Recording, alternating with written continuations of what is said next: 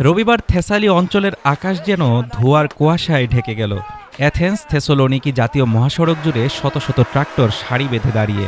গ্রিসের কৃষকেরা যেন পুরো দেশের গতি থামিয়ে ঘোষণা করলেন তাদের ক্ষোভ। ইইউ ভর্তুকি বিলম্ব, তহবিলের দুর্নীতি আর বছরের পর বছর জমে থাকা অবিচারের বিরুদ্ধে কৃষকেরা যখন ধাক্কা দিতে দিতে পুলিশ ব্যারিকেড ভাঙার চেষ্টা করছিলেন, তখন পুলিশ টিয়ার গ্যাস ছুড়ে দেয়।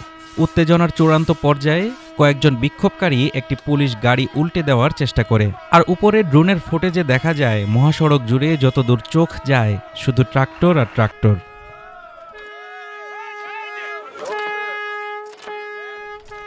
কৃষকদের দাবির মূল কথা ন্যায্য উৎপাদন খরচ এবং যে ইইউ ভর্তুকি পাওয়ার কথা ছিল তা সময়মতো না পাওয়া।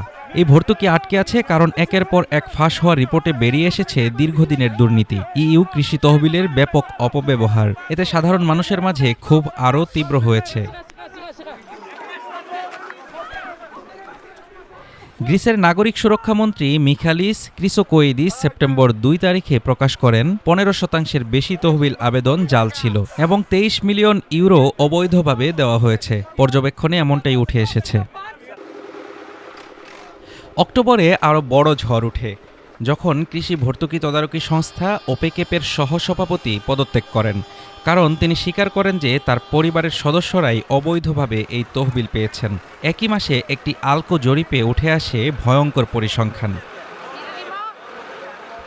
৭০% গ্রিক নাগরিক মনে করেন বর্তমান মিৎসোটাকিস সরকার দুর্নীতিগ্রস্ত ও অস্বচ্ছ। চাপ বাড়তেই সরকার ঘোষণা করেছে বিলম্বিত সব ভর্তুকি ২০২৫ সালে পরিশোধ করা হবে। কিন্তু রাস্তায় থাকা কৃষকদের মুখের ভাষা পরিষ্কার, তারা আর বিশ্বাসের কথাই নয়, বাস্তব সমাধান চান।